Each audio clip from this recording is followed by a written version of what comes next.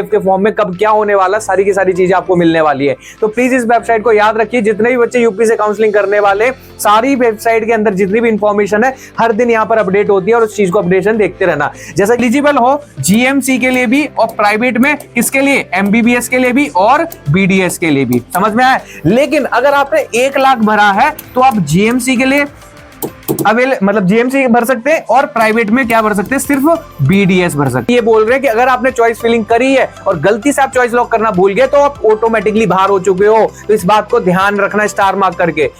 Hello everyone, welcome back to our channel career Dwar. तो जैसा कि मैं आपको बता दूं, यूपी ने अपनी काउंसलिंग की डेट, अपनी टाइमिंग, सारा शेड्यूल एक तरीके से रिलीज कर दिया गया है। यानी कि यूपी में काउंसलिंग स्टार्ट होने वाली है, कब क्या होने वाली है, कौन कौन से डॉक्यूमेंटेशन की जरूरत पड़ने वाली है, ये सारा का सारा फॉर्मेट एक तरीके से रिलीज कर दिया है। तो इस वीडियो के अंदर जो बच्चे यूपी से बिलोंग करते हैं, जो यूपी में काउंसलिंग करना चाह रहे हैं, प्लीज इस वीडियो को पूरा लास्ट तक जरूर देखें। काउंसलिंग करने से पहले कौन कौन से डॉक्यूमेंटेशन की जरूरत पड़ने वाली है, आपको कहां पर कितना क्या टाइमिंग मिलने वाला है, ये सारी चीजें आपको इस वीडियो के लास्ट तक देखने को मिलेंगी। तो प्लीज जो बच्चे यूपी में काउंसलिंग करने वाले, इवन अदर स्टेट के बच्चे भी जो यूपी के अंदर काउंसलिंग करना चाह रहे हैं, एज ए जनरल कैटेगरी के बेसिस पे, यूपी खुला है, यूपी सभी के लिए खुला हुआ है एज ए जनरल के बेसिस पे, वो बच्चे प्लीज इस वीडियो को पूरा लास्ट तक जरूर देखें। सारी की सारी डिटेल में हम चर्चा करने वाले हैं कि आखिर काउंसलिंग में क्या क्या शेड्यूल, क्या क्या चीजें मांगी गई है। तो सबसे पहले मैं आपको बता दूं कि यूपी के अंदर अगर मैं बात करूं तो आपको ये शेड्यूल देखने को मिलेगा एक तरीके से इस वेबसाइट के अंदर। आप चाहते तो खुद भी डाउनलोड कर सकते हैं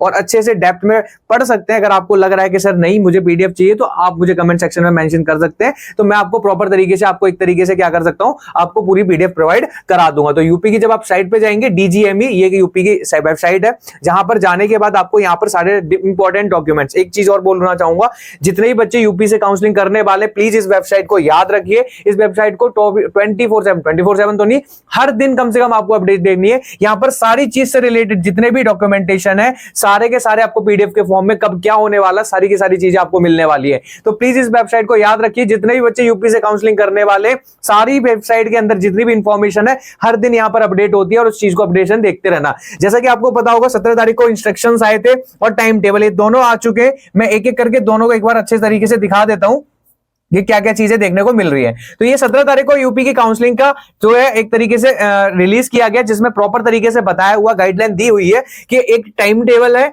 और एक आपका प्रॉपर तरीके से, हाँ ये क्या आपका एक तरीके से प्रॉपर तरीके से ये बताया गया कि काउंसलिंग के दौरान प्रॉपर अच्छे तरीके से सारी चीजें क्लैरिफाई है। देखो एक चीज समझना, जब भी आप काउंसलिंग करते हो इसको 3 नहीं 4 से 5 बार प्रॉपर तरीके से पढ़ लीजिए।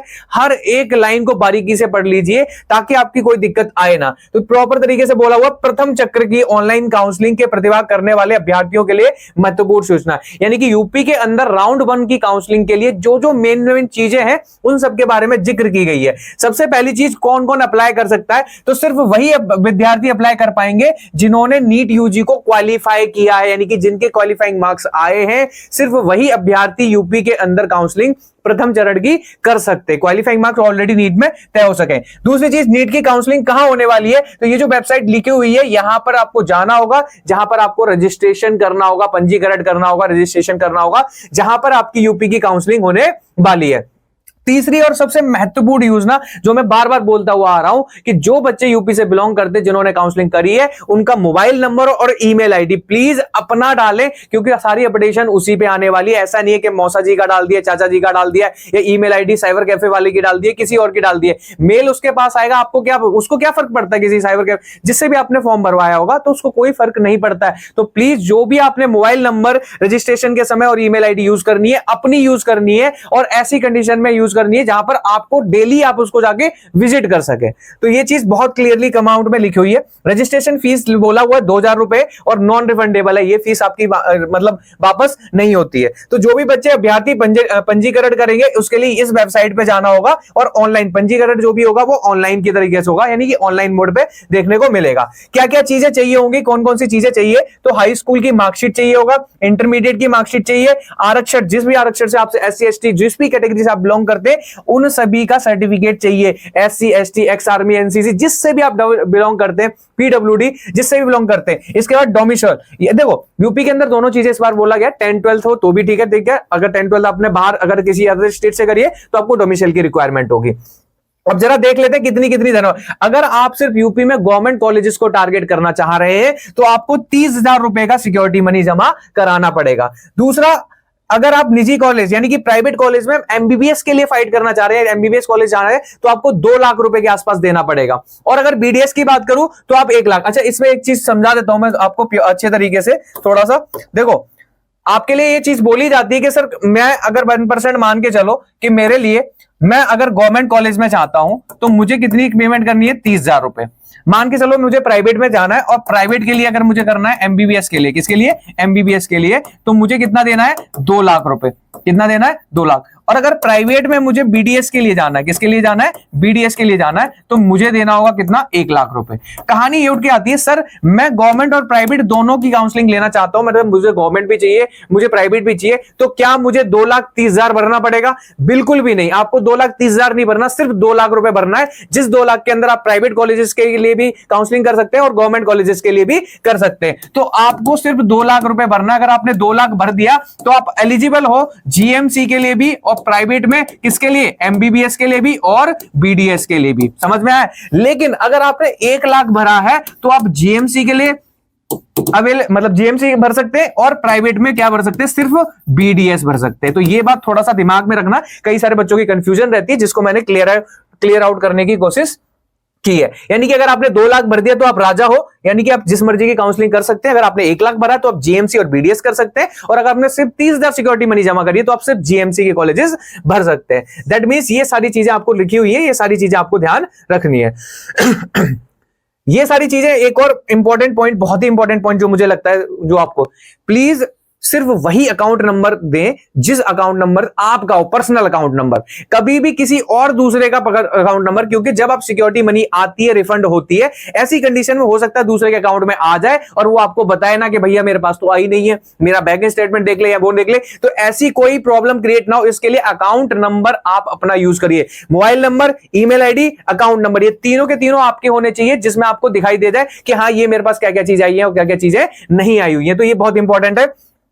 दूसरी चीज, फ्री एग्जिट के बारे में, जैसा कि आपको पता है राउंड 1 में आपके लिए फ्री एग्जिट होता है। अगर आप लेना चाहते हैं, कॉलेज अलॉट हो गया तो ठीक, और नहीं लेना चाहते हैं तो भी कोई इशू वाली बात नहीं है। तो फ्री एग्जिट प्रथम, देखो लिखा हुआ है, बड़ा बड़ा क्लियरली शब्दों में लिखा हुआ है, प्लीज इस चीज को ध्यान से समझना। क्या कह रहा है, प्रथम चक्र की काउंसलिंग से निःशुल्क निर्गमन, यानी कि फ्री एग्जिट की सुविधा अभ्यर्थियों को द्वितीय अथवा तृतीय चक्र में काउंसलिंग में पुनः प्रतिभाग कर सकता है। यानी कि जो बच्चा है पहले भाग में अगर फ्री एग्जिट ले लेता है तो दूसरे भाग में और तीसरे भाग में आ सकता है, लेकिन दूसरे और तीसरे में याद रखना फ्री एग्जिट नहीं होता है।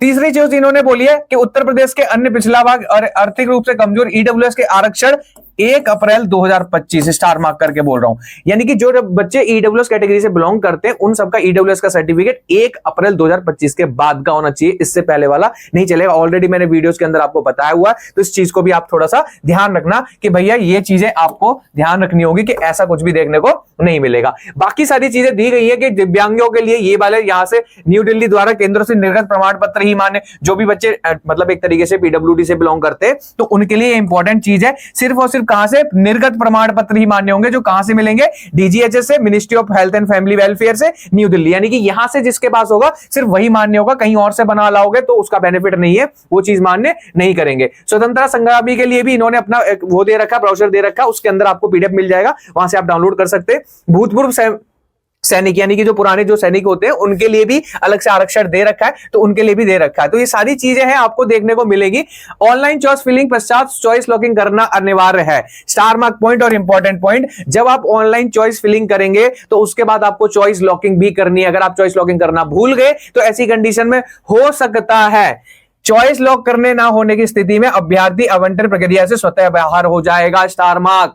इस बार यूपी में बोला गया है, पहले क्या होता था, कहा जाता था कि अगर भैया चॉइस लॉकिंग नहीं भी करा है तो भी अगर आपने जो चॉइस करी हुई है उसको हम फाइनल मान लेते थे, लेकिन ये बोल रहे हैं कि अगर आपने चॉइस फिलिंग करी है और गलती से आप चॉइस लॉक करना भूल गए तो आप ऑटोमेटिकली बाहर हो चुके हो। तो इस बात को ध्यान रखना, स्टार मार्क करके। दूसरा, चॉइस फिलिंग के पश्चात चॉइस लॉक करने पर भी किसी भी दशा में लॉक की गई चॉइस में संशोधन परिवर्तन अनुमान्य नहीं होगा। ऐसे संबंध में मतलब दूसरी पॉइंट ये क्या कह रहा है, बहुत इंपॉर्टेंट, कि अगर गलती से आपने चॉइस फिलिंग कर ली और उसके बाद आपने चॉइस लॉक कर दी, मान लो मैंने रजिस्ट्रेशन कराया आज, मैंने फॉर्म फिल कर दिया और मैंने कल को जाके फिल कर दिया, लॉक कर दिया। अब आप सोचोगे मैं चॉइस को फिल करने के बाद, लॉक करने के बाद मैं दोबारा चॉइस को चेंज करूं, वो पॉसिबल नहीं है। यानी कि एक बार आपने अगर चॉइस लॉक कर दी, दैट मींस आप अब चेंजेस नहीं कर सकते किसी भी कीमत पे। तो प्लीज चॉइस फिलिंग और चॉइस लॉकिंग को बहुत ध्यान से करें। इससे रिलेटेड अगर कोई प्रॉब्लम आ रही है, क्वेश्चन आ रही है, तो मैं बार बार आपको बोलता हूं कि अगर हो सके तो अपने बेसिस पे करें, नहीं हो सकता तो आप हमारी पर्सनल सजेशन भी ले सकते हैं, काउंसलिंग ले सकते हैं, जिसमें हम आपको बताएंगे कि किस तरीके से आपको कॉलेज भरने होंगे, प्रेफरेंस किस तरीके से लिस्ट लगानी होगी।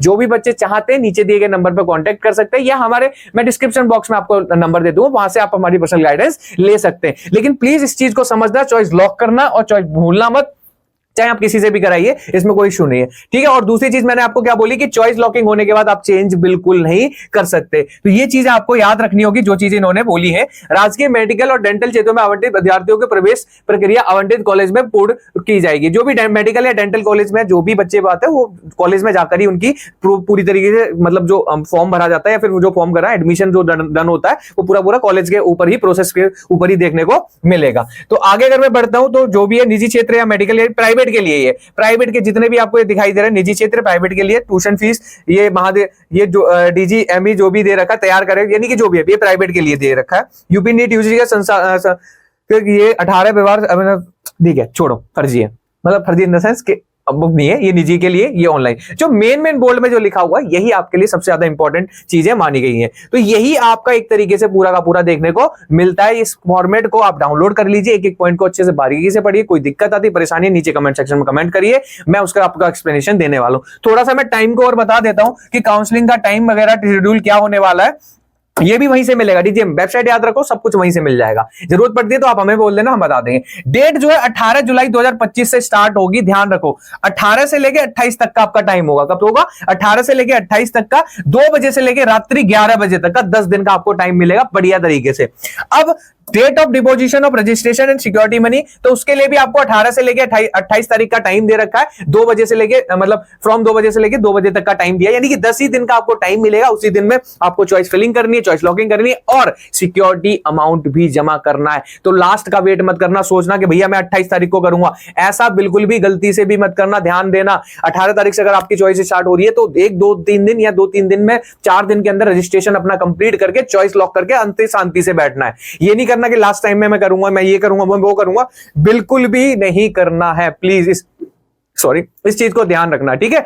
इसमें कोई भी प्रॉब्लम आ रही है फिलिंग में, लॉकिंग में, तो मैंने ऑलरेडी कहा हुआ, आप हमारी हेल्प ले सकते हैं। बाकी आपकी मर्जी है, आपको इतनी सारी चीजें वीडियोस बनाई हुई है, प्रेफरेंस लिस्ट कैसे बनानी है, कैसे सेलेक्ट करनी है, ऑलरेडी वीडियोस बनाई हुई है। आप जाके चैनल पे जाके चेक कर लो, आपको ऑलरेडी आपकी काउंसलिंग हो जाएगी। इवन कट ऑफ भी बनाई हुई है। अभी बहुत सारी चीजें जो लाना बाकी है, बस आप चैनल से जुड़े रहिए। डेफिनेटली मैं आपको धीरे धीरे करके सारी की सारी चीजें आपको टाइम पे पहुंचा दूंगा। That is all about the UP counselling, यानी रजिस्ट्रेशन जो स्टार्ट होने वाला है।